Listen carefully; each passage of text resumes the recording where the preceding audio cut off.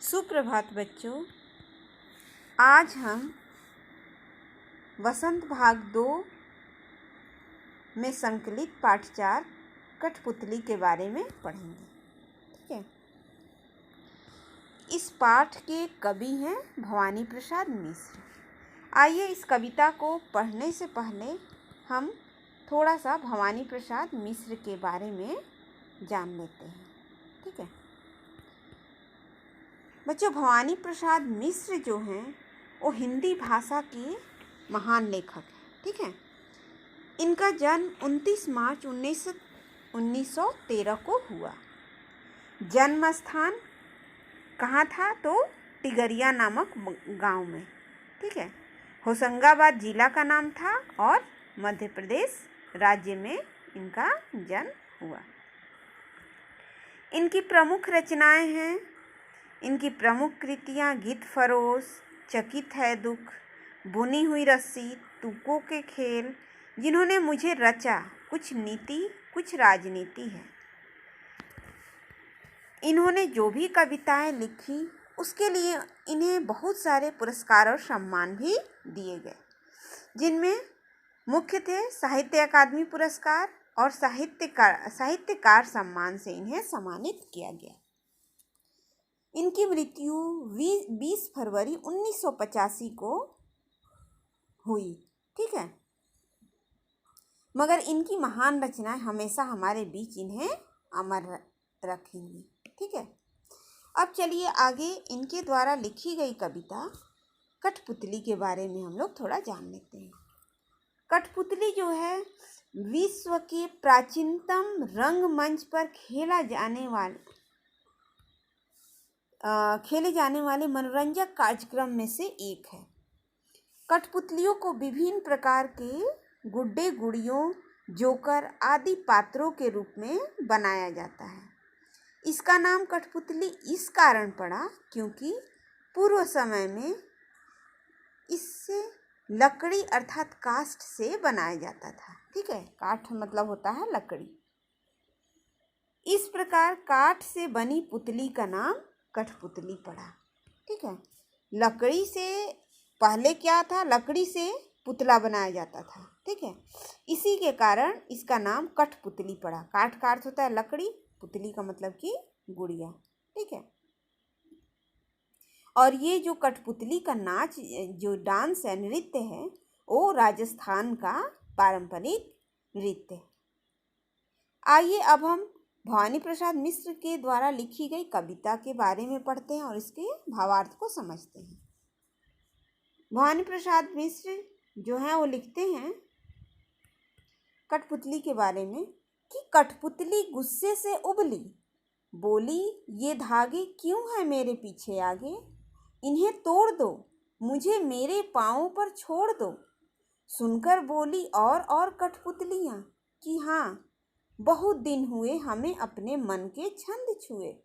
मगर पहली कठपुतली सोचने लगी, ये कैसी इच्छा मेरे मन में जगी। ठीक है। अब जब पहली कठपुतली देखती है कि बाकी कठपुतलियाँ भी बाकी कठपुतलियों के मन में भी क्या है? स्वतंत्र होने की इच्छा है। ठीक है। तो अब वह अपने फैसले पर चिंतित हो उठी क्योंकि सारी कठपुतलियों के स्वतंत्रता की जिम्मेवारी अब पहली कठपुतली के ऊपर आ गई। आइए यहाँ कविता के सार को हम लोग समझते हैं। श्री भवानी प्रसाद मिश्र जी द्वारा रचित यह कविता स्वतंत्रता के महत्व को कठपुतलियों की सहायता से प्रकट करती है। कविता में एक कठपुतली गुस्से से बोलती है कि मेरे हाथ पैरों में बंधे हुए ये धागे खोल दो ताकि मैं स्वतंत्र होकर चल सकूं, अपने पैरों पर खड़ी हो सकूं, अर्थात आत्मनिर्भर बन सकूं।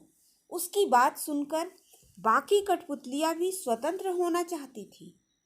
तभी पहली कठपुतली के मन में प्रश्न आया कि अचानक उसके मन में ये कैसी इच्छा उत्पन्न हो गई। आखिर क्यों आज़ाद होना चाहती है वो, और क्या करेगी वह आज़ाद होकर? इन्हीं प्रश्नों में उलझकर रह जाती है पहली कठपुतली। ठीक है। अब उसके मन में लगता है कि क्या उसके द्वारा किया गया फैसला, जो स्वतंत्र होना चाहती हो, वो सही है। ठीक है। आइए अब आगे हम देखते हैं इस कविता के भाव को। कठपुतली गुस्से से उबली, बोली ये धागे क्यों हैं मेरे पीछे आगे, इन्हें तोड़ दो, मुझे मेरे पाँव पर छोड़ दो। इस कविता का अर्थ है कि धागों से बंधी हुई कठपुतली अचानक से क्रोधित हो जाती है। वह कहती है कि मेरे आगे पीछे धागे बांधकर मुझे गुलाम क्यों बना रखा है। मैं आज़ाद होकर चलना चाहती हूँ, मैं अपने पैरों पर खड़ी होना चाहती हूँ और आत्मनिर्भर बनना चाहती हूँ। कठपुतली कहती है कि मेरे बंधन रूपी इन धागों को तोड़ दो और मुझे स्वतंत्र होकर अपने पैरों पर चलने दो, अर्थात मुझे आत्मनिर्भर बनने दो। इस कविता में कुछ कठिन शब्द हैं, जैसे कठपुतली। कठपुतली का अर्थ होता है कपड़े और लकड़ी की बनी गुड़िया जो धागे की सहायता से नचाई जाती है। उबली, उबली मतलब जोश में आई, क्रोधित हुई, ठीक है। पाँव, पाँव मतलब पैर।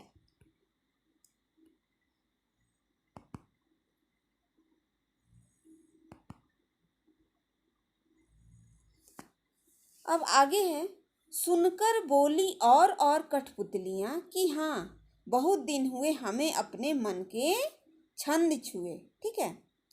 पहली कठपुतली जब आजाद होने की बात कहती है,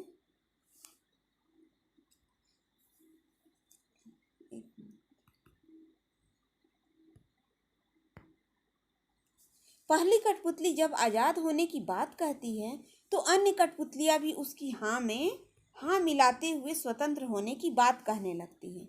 वे सब अपने मन की इच्छा प्रकट करते हुए कहती हैं कि बहुत दिन हुए उन्हें गुलामी का जीवन जीते हुए, अब वह आजाद होकर अपनी मन की सभी इच्छाओं को पूरा करना चाहती हैं, ठीक है। अपनी इच्छा के अनुसार जीना चाहती है, ठीक है। मन के छंद छूना मतलब कि मन की इच्छा। उसके बाद मगर पहली कठपुतली सोचने लगी ये कैसी इच्छा मेरे मन में जगी, ठीक है। अब पहली कठपुतली दूसरी कठपुतलियों की बातों को सुन करके अब वह चिंतित हो गई, सोच में पड़ गई कि उसके मन में ऐसी इच्छा क्यों जगी। अन्य कठपुतलियों की स्वतंत्र होने की मांग को सुनकर पहली कठपुतली सोचती है, वो सोच में पड़ जाती है कि यह मेरे मन में अचानक कैसी इच्छा उत्पन्न हो गई। चूंकि मैंने ही इस मांग की शुरुआत की है, अतः सभी कठपुतलियों की स्वतंत्रता की जिम्मेदारी अब मुझ पर है। क्या मैं यह जिम्मेदारी उठा पाऊंगी? क्या मैं स्वतंत्र होने के बाद अपने पैरों पर चल पाऊंगी? अब पहली कठपुतली सोच समझकर कदम उठाना चाहती थी, ठीक है, क्योंकि अब सभी कठपुतलियों की जिम्मेदारी अब किस पर थी, तो पहली कठपुतली पर थी।